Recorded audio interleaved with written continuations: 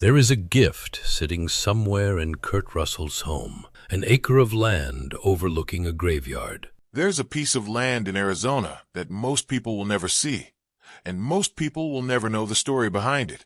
It sits above a cemetery in Tombstone, looking down over rows of weathered headstones that mark outlaws, lawmen, and gunfighters from a version of the American West that has become more legend than history. Kurt Russell owns that land. He has owned it for over 30 years, and he did not buy it for himself. It was given to him by a friend who is no longer alive to see how carefully Russell has held on to it. That friend was Val Kilmer, and when Kilmer died in the spring of 2025, it was Kurt Russell, not a studio publicist or a stiffly worded statement, who gave the world the truest account of who Val Kilmer actually was. Not a saint, not simply a genius, a complicated, difficult, brilliant man who Russell had loved for more than 4 decades. At 75 years old, Russell had nothing left to prove and nothing left to protect by softening the story. So he didn't. He told it straight, the way old friends tell stories about each other, with affection, with honesty, and without the polish that usually gets applied once someone is gone. This is the story of that friendship, how it began, what it survived, and why Kurt Russell chose truth over tribute when the world came asking. Kurt Russell was never an outsider looking in at Hollywood. He was born in March of 1951 in Springfield, Massachusetts, the son of Bing Russell, a working character actor who had also spent time as a professional baseball player. Acting wasn't a distant dream for young Kurt. It was simply what the man in his house did for a living. The family relocated to California when Kurt was still small, and by the time he was 12 years old, he wasn't watching westerns on television. He was starring in one. He landed the lead role in The Travels of Jamie McPheeters, an achievement that would define an entire childhood most kids couldn't imagine. For the next decade, Russell became one of the most recognizable young faces under contract to Disney, appearing in a string of family-friendly pictures that made him famous and, in his own estimation, boxed him in. He wanted to be taken seriously as an actor, not preserved as a wholesome teen idol. During those same years, he pursued minor league baseball with genuine seriousness, treating it as a real alternative career, until a shoulder injury closed that door for good. Acting was what remained. He decided, quietly and deliberately, that he would find a way back in on his own terms. That comeback arrived in 1979, when director John Carpenter cast him as Elvis Presley in a television movie simply titled Elvis. It was a gamble on a man best known for playing likable kids in Disney comedies, and it paid off spectacularly. Russell earned an Emmy nomination and, more importantly, proved that there was a serious actor underneath the family-friendly image. Carpenter had found something in him worth building on, and the two men went on to make some of the defining genre films of the 1980s together. Escape from New York, with Russell as the snarling anti-hero Snake Plissken, and The Thing, a science fiction horror film that flopped commercially in 1982 and has since been recognized as one of the greatest of its kind ever made. By the time Russell reached his early 30s, he had reinvented himself completely. He was no longer the kid from Disney. He was a leading man with range, unafraid of difficult, morally ambiguous characters. And it was during this stretch of his career, on the set of a very different kind of film, that he first crossed paths with a 22-year-old actor who would end up mattering to him more than almost anyone else in the business. In 1983, Russell starred in Silkwood, a Mike Nichols drama built around Meryl Streep's performance as real-life nuclear whistleblower Karen Silkwood. Russell played her boyfriend and earned a Golden Globe nomination for the role. But what he remembered most from that period, decades later, wasn't the film itself. It was a young man who kept showing up around the production, the boyfriend of Russell's co-star Cher. That young man was Val Kilmer, freshly out of Juilliard, where he had been the youngest student ever admitted to the drama program. He was 22 years old and already carried himself like someone who understood exactly how seriously he intended to take his craft. Russell noticed it immediately. Years later, in an interview with Rolling Stone published after Kilmer's death, Russell described recognizing something in Kilmer right away. A stillness, a watchfulness, the sense of a person absorbing everything happening around him because he intended to use it eventually. Russell knew that quality because he had spent his own life cultivating it. First as a child actor who had to grow up fast, then as a man trying to escape a typecast image. The two didn't work together yet. That would take another decade. But something had already been planted, a recognition between two people who treated acting less like a job and more like a discipline worth mastering. While Russell continued building his career through the 1980s, Kilmer was doing the same, at a pace that suggested he was going to be impossible to ignore. His first major film role came in the 1984 comedy Top Secret, followed a year later by Real Genius, in which he played an effortlessly brilliant college student with a natural comic charisma that made the performance look easy, even though almost nothing about it was. Then came 1986, and Top Gun. Kilmer was cast as Tom Iceman Kazansky, the disciplined, ice-cold rival to Tom Cruise's Maverick. He reportedly wasn't eager to take the part. The idea of playing the antagonist worried him, and he feared being permanently associated with a character built around arrogance and coldness. He took the role anyway, and it turned out to be a masterclass in control. Kilmer didn't play Iceman as a villain. He played him as someone who was simply better prepared than everyone around him, and he communicated that entirely through restraint, through the way he held a look a half-second longer than expected.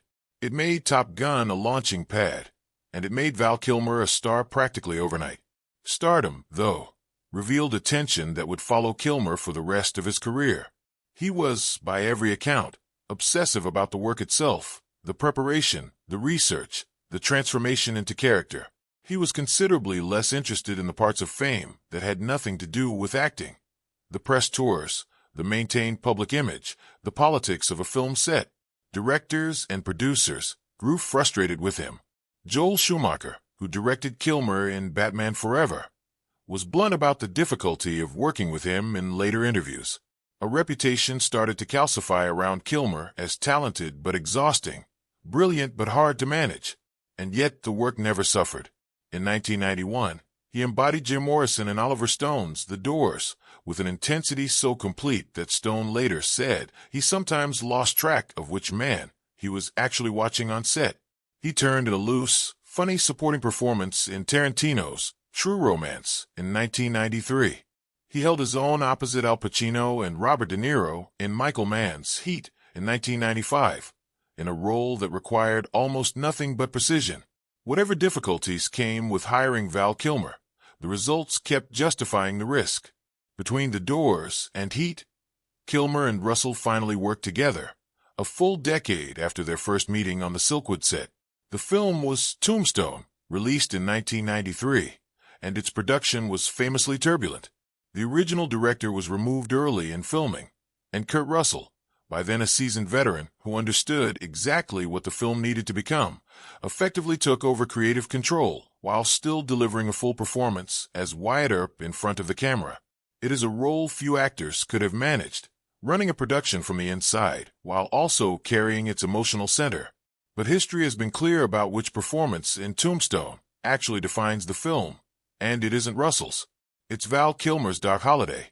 Kilmer played the tubercular gunfighter and gambler as a man who had already made peace with his own death, and who wore that peace with dark humor rather than despair. Every line reading carried a kind of theatrical elegance, the drawl, the cough, the languid menace beneath the charm. His delivery of the line, "I'm your Huckleberry," has outlived the film itself, becoming one of the most quoted moments in the history of the Western genre. In a cast stacked with formidable actors, Russell, Sam Elliott, Bill Paxton, Michael Biehn, Powers Booth, it was Kilmer's dying gunfighter who walked away with the movie. When filming wrapped, the two men exchanged gifts, a habit Russell has said he liked to observe when a project meant something to him. What Russell gave Kilmer was a burial plot inside Boot Hill Graveyard in Tombstone, Arizona, an actual, legally purchased plot in the historic cemetery, chosen because Doc Holliday's entire character had been built around his closeness to death. It seemed to Russell like the right joke, and the true one. What Kilmer gave back, without Russell knowing, until the moment of the exchange, was an acre of land overlooking that same graveyard. Not a plot within it, a vantage point above it. Russell later explained the logic himself. Wyatt Earp was a man who lived, who survived the violence around him and kept going. So it made sense that his gift would let him look down over everything rather than lie within it. Russell has kept that land ever since. He never sold it. He never developed it. It has simply remained his. a physical reminder of a friendship forged during one of the more chaotic and ultimately triumphant productions either man ever worked on. Tombstone did not immediately smooth out the difficulties in Kilmer's career. 2 years later, Batman Forever made him a genuine box office draw, but he did not return for the sequel, reportedly due to friction with Schumacher, and was replaced by George Clooney. The following year, The Island of Dr. Moreau became one of the more notoriously chaotic productions of the decade, and Kilmer's reputation as a difficult collaborator only hardened. But so did the evidence of his talent. Performances in Kiss Kiss Bang Bang and Bad Lieutenant, Port of Call New Orleans in the 2000s reminded audiences why filmmakers kept hiring him despite the difficulty. He was simply too good to ignore. Then, in 2014, everything changed. Kilmer was diagnosed with throat cancer. Consistent with his private nature and his Christian Science faith, he chose not to disclose it publicly for 2 years, even denying it when it was mentioned by another actor in an interview. When he finally acknowledged the diagnosis himself in 2017, he described the treatment in blunt terms: 2 tracheotomies, chemotherapy, radiation, and its cost. The cancer eventually went into remission, but the surgeries left permanent damage to his voice, reducing the instrument that had carried Iceman, Doc Holliday, and Jim Morrison to a faint whisper. He later wrote publicly about how difficult it had become simply to be understood in conversation. He kept working anyway. In 2021, a documentary titled Simply Val was released, built largely from decades of home footage that Kilmer had compulsively filmed throughout his life. His son, Jack Kilmer, narrated the film using his father's own writings, since Val could no longer reliably speak the words himself. It remains one of the most unguarded self-portraits any actor has ever allowed to be released, showing the discipline, the obsession, and the private doubts that had shaped his whole career. A year later, Tom Cruise made sure Kilmer returned to the screen one final time. Top Gun: Maverick, released in 2022, brought Iceman back for a brief, quietly devastating scene with Cruise's Maverick, one built around 2 old rivals finally setting their history aside to simply say goodbye. Kilmer's voice in that scene was digitally reconstructed, since he could no longer produce it naturally. It would turn out to be his last film role. Roughly 3 years before Kilmer died, Kurt Russell went to see him.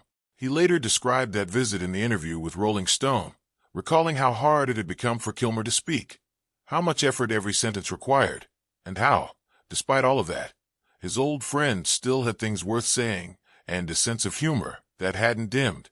At one point during the visit, Kilmer looked at him and said, in essence, that looking back on his life, he wished he had been a little kinder to more people along the way. Then he laughed about it.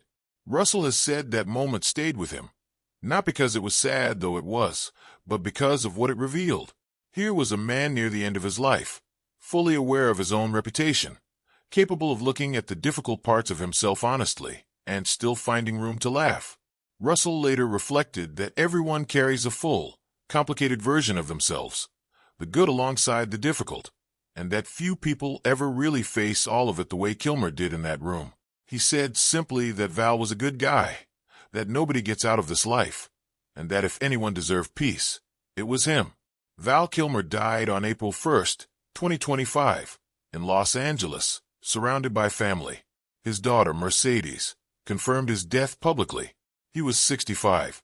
The cause was pneumonia, following years of complications from the throat cancer that had taken so much from him.